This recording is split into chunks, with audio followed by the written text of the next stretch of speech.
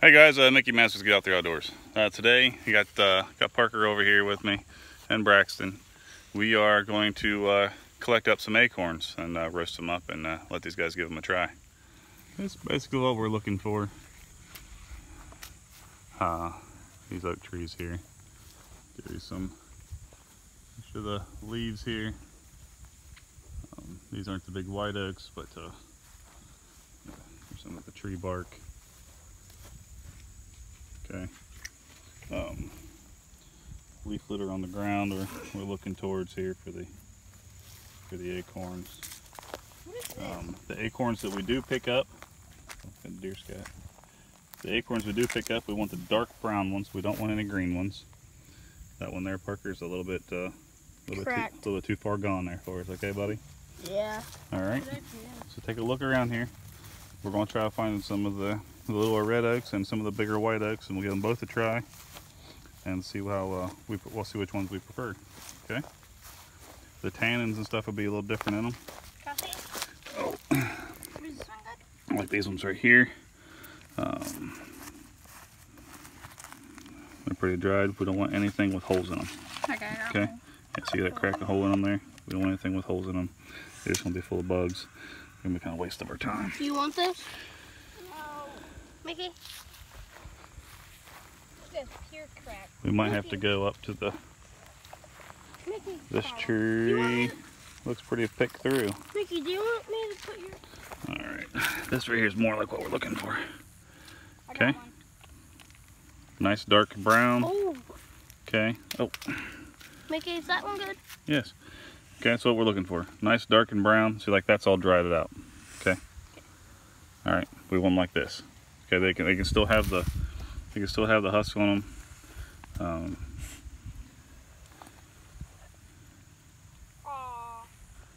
Like this guy. So this guy has a crack in it. Yeah. I'm gonna go take a shower now. Let me see. I went through a bunch of ticks. Let me see. Quit brushing them on yourself. What are those? Yeah.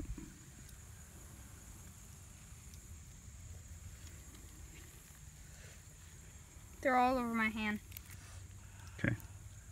All right, go on. Oh, Mickey, is this one good? Mm-hmm. This one right here. Don't brush them all over yourself, Braxton. Yep, Mickey, look, it's growing a tree. Yep, it's sprouted. So you just throw it down.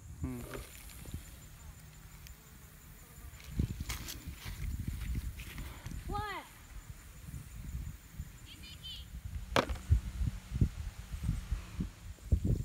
You look here, Parker. What we got right there? Gotta say, hickory nut tree. 2 of them. Oh yeah. Yeah. So we got us some hickory nuts laying down here. Yep.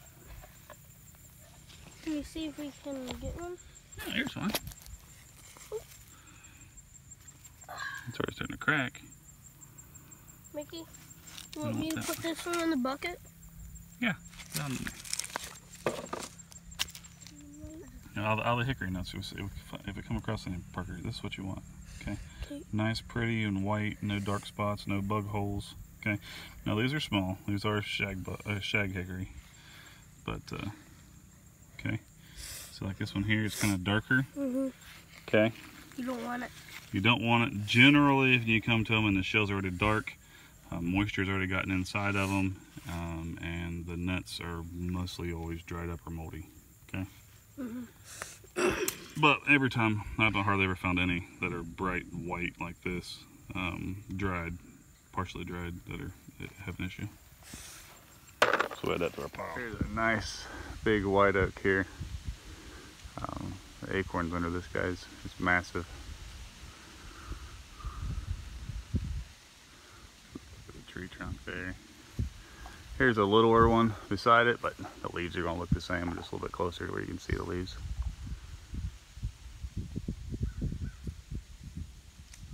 And that's it. It's the acorns that are under this guy. They're really big. A lot of them are starting to sprout. They've been down here on the ground there a little for a little while, but I mean, some of these guys in here, look at that. Does this have mold on the back? No, that's not mold, buddy. Is it good? Let's see. We want to make sure there's no cracks. Okay, because once they start cracking at the tip, that's where they start sprouting. There's no holes, so no bugs have been inside of it. Yep, that's a good one. And it's dark brown. That's what we want. We don't want no green ones. Okay? That's what we're looking for. Make sure there ain't no bug holes. Make sure there ain't no cracks at the tips. Once they start cracking at the tip, like this one, see, that's where they're starting to sprout. Yeah, that's the tree. Yeah. Yeah, it's trying to reach out taproot. We don't want that. Here's our little mess of acorns. And I got this too. Oh, you got that too? What do you got in there? All these. A couple of acorns and hickory nut? Yeah. Yeah. The hickory nut that I found. Yeah. Braxton took off. We got the digger around over there, and he noticed crawling up his arms was a bunch of those little tiny seed ticks. So he went to get them things cleaned off of him. Oh. I mean, just look how big these things are. There's some nice trees up here, Parker. Yes. There's math. One kind of hunting strategy you can use with acorns.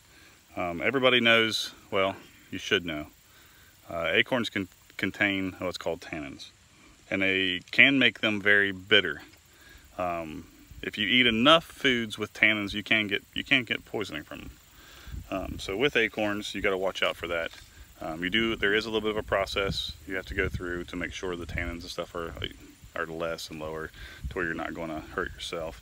But unless you really, tried to survive on like acorns or something, and ate a massive quantity of them, you really have to worry about, as far as getting poisoning and stuff from them. But with that said, one technique that you can use to your advantage when you're hunting, especially if you're in a wooded lot like I've got here. I've got about 4 acres right here of one, pretty much all oak trees. Deer in there all day long. I can sit in a stand and listen to them crunching on these things just about every evening. But with that, most hunters will notice the deer will prefer to go to a certain tree on a certain ridge. A lot of that has to do with particular trees not carrying as much or as high. You put that one in. It's okay. Just toss it out. It's okay. A lot of the trees and stuff you'll see around the deer will conjugate to one tree more than another, and it's because that particular tree, the acorns in it don't have as high of a concentration of tannins. A lot of stuff can go into that. A lot of stuff, your droughts, a certain tree might not be getting as much water a certain time of the year during the production of the acorn itself, and those things can lead to a higher or lower quantities of tannins. So one thing you can do as a hunter, and it won't hurt you, is to walk around from tree to tree. You find a good, nice oak tree where you thought, well, this might be a good one to sit at. You can crack open your acorn, taste the actual nut in it yourself. I'm not saying to sit there and eat on them all day, but you can taste it yourself, and you'll notice as you go through the woods from different trees, there will be others that don't taste as bad as others. So the ones that the nut actually tastes a little bit sweeter, doesn't have quite as bad as a bitter taste, those are the trees the deer are going to migrate towards. So that might help you out early season when acorns first start falling. If you can get out there before your bow seasons and stuff start, to get those early nuts out and kind of find what trees are producing the better acorn that year for your deer. Anyway, that's kind of one little tip, one little trick I've learned over the years. So anyway, let's get back in the house, get some of these things cracked open and going towards process, tasting them ourselves. All right, here we go. It's on the top. Yep, we got one. Yeah, Parker. One of the leaf hoppers. Yeah, the Katie did? Yeah, I found it right over there on the Oh, it's big. rocks. I can't really see it though. Is it fogged all up? No, I couldn't really see it because it was climbing up this edge. I had to go like this. Okay. Oh, no, look right here. Don't kill it. I'm not. All right, after you get done looking at it and observing it, all right, make sure you let it go, okay? All right, I found it right over here. Here in the cracking phases. I'm trying to do this one hand while I give you something here.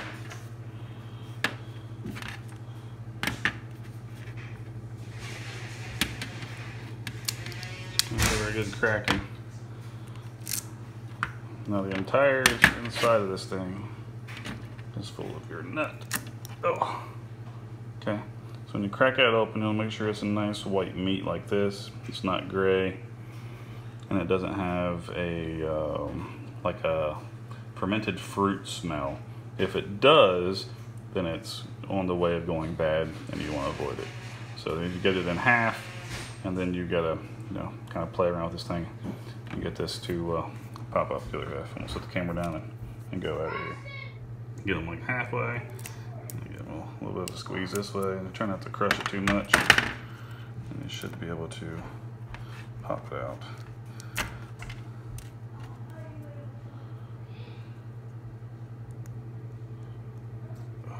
There you go. Two hands is a little easier than just doing it with one. That's what you want. Just give it a nice little clean. Take a knife and scrape kind of those darker spots to start to shell edges off, and toss her in a pan for boiling. These are pretty big. Oh, they rigged me. Stick right in. You put it in there, Burger. Alright. Smelling it. So basically about what we're down to. Go ahead and got some water in here, got them soaking. You can see the water color has changed a little bit. So some of the tannins are leaking out. Some of these do need cleaned off a little bit more. I did have the boys in here helping me, so we'll give these a good soaking. You'll read that some people say to boil these to get the tannins out, and if you read enough articles about them, they'll say that boiling them will lock some of the tannins in. They don't say that they won't release any, they just said it helps lock some in. So, with this batch here, what we're going to do is a lesser of two evils. I'm going to rinse these out a few times until I notice the water itself isn't quite just changing color just immediately on its own. And then we are going to put these on the stove. I'm going to bring them up to a boil and then shut it off. Just to bring it up and just let it pretty much sit as a simmer. So it's kind of a split 20-20 between them. Rinse them out and then repeat the process twice and just see how the color changes in the water. Well, I definitely want to do it as much as the water changes color. So I tasted a couple of these. They didn't really taste very bad as far as bitter wise.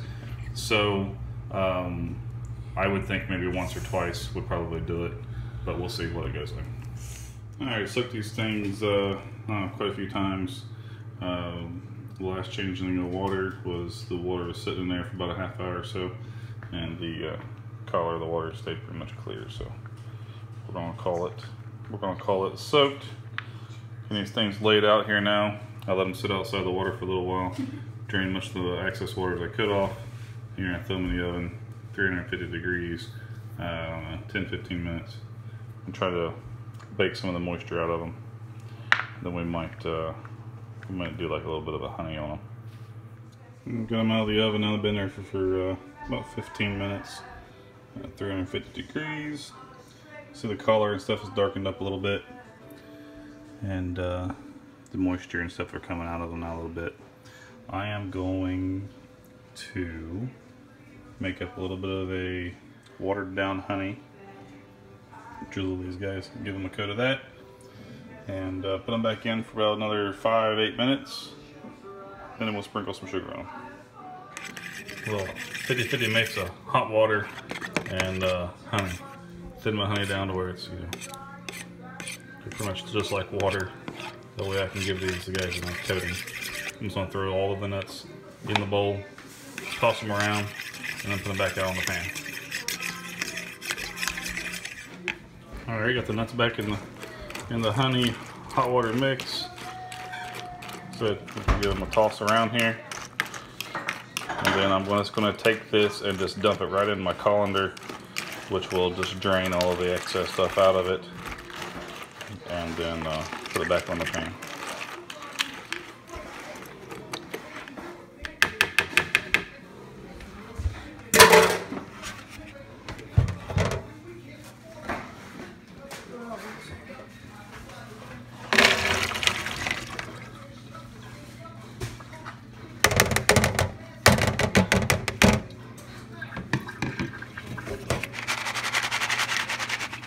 Shake your shake. Sorry about the dark video there.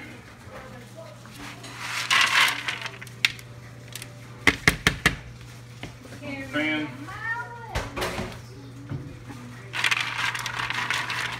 You guys toss back out, scatter back out on top of each other.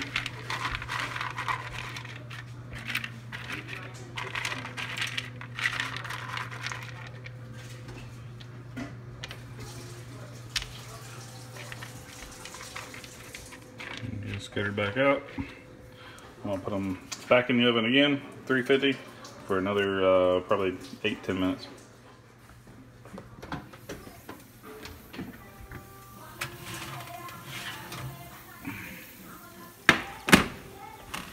And there we go. Been glazed up a little bit.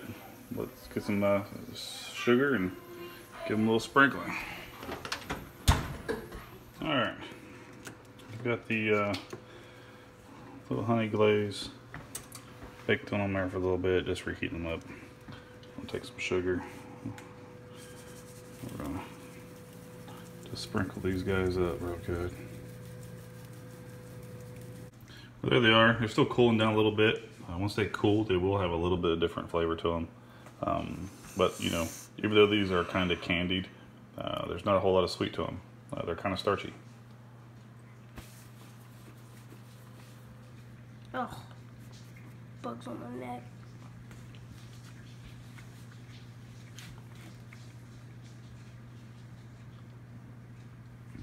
Good.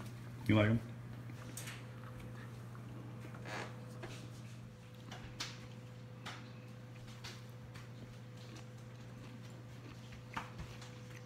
I vote with Mickey. It's okay. Yeah, they're all right. I vote with my bathroom. No, but with these, you know, your acorns, they're not a protein or a calorie nut. They are fats. They're fat? Yeah, there's loads and loads of fats in these acorns. There's not like your walnuts, your hickory nuts, stuff like that. There's a lot more calories in those kind of nuts than there are these. These are a lot of fats. Is that why squirrels eat them? Yeah, it is. And that's why deer eat them a lot too, so they can gain fat. So that's kind of what your taste buds are finding there. But not bad. Anyway, guys, you know, have fun to get out there.